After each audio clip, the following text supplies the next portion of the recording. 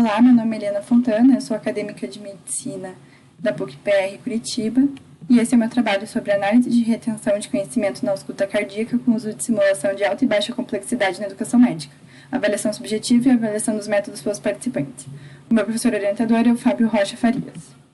Existem muitos questionamentos sobre a qualidade e competência de ensino relacionados à retenção de conhecimento pelos alunos e quais melhores metodologias de aprendizagem. Nesse contexto, a ausculta cardíaca é uma atividade necessária e essencial para uma boa prática médica e que deve ter a maior qualidade de ensino possível. Esse estudo avalia diferentes métodos de ensino, com e sem o uso de simulação, para maior aprendizado, melhor prazer e autonomia aos alunos diante de diferentes métodos. O objetivo é a avaliação da retenção de aprendizagem na ausculta cardíaca entre estudantes de medicina, comparando o uso de simulador de alta e baixa fidelidade e até sem utilização de simuladores.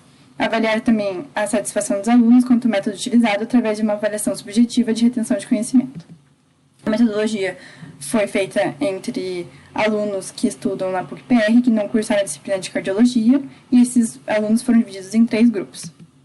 Todos eles participaram de uma mesma aula ministrada pelo Fábio Rocha, e depois da aula, cada um seguiu de uma maneira. O grupo 1 não teve mais aulas, o grupo 2 teve uma aula prática de ausculta cardíaca no simulador de alta fidelidade, o grupo 3 teve uma aula prática de ausculta cardíaca com um simulador de baixa complexidade. Após a realização das aulas, todos os participantes foram submetidos a uma prova teórica objetiva para avaliar seus conhecimentos. Após decorrido 30 dias da prova teórica, foi aplicado um teste prático contemplando todos os estudantes, que consistiu na realização da ausculta cardíaca em pacientes no ambulatório de cardiologia do Hospital Santa Casa.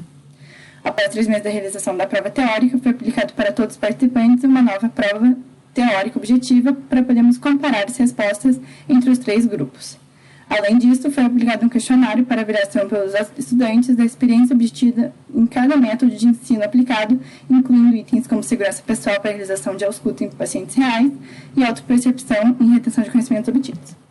Então, os resultados. O gráfico 1 é a percepção do preparo para realizar a prova prática, que é possível perceber que os alunos do grupo 2 possuem uma percepção de preparo para a realização da ausculta cardíaca em pacientes maior do que os alunos do grupo 3 e do grupo 1.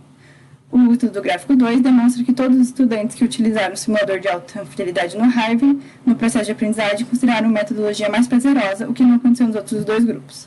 O gráfico 3 traz dados de percepção e capacidade de aprendizagem com a metodologia utilizada. Todos os acadêmicos do grupo 2 consideraram a metodologia suficiente ou parcialmente suficiente, e nenhum considerou insuficiente, como aconteceu no grupo 1 e 3.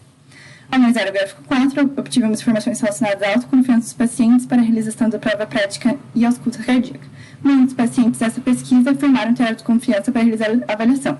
Entretanto, a maior parte dos estudantes do grupo 2 considerou a metodologia muito boa, enquanto a maior parte dos participantes do grupo 1 e 3 considerou uma metodologia ruim. Então, conclusão, os resultados obtidos nesse estudo contribuem para a hipótese de que o uso da simulação na educação médica oferece maior prazer e autonomia em relação aos processos de aprendizagem dos estudantes, se comparado a outros métodos tradicionais ou de simulação de baixa complexidade.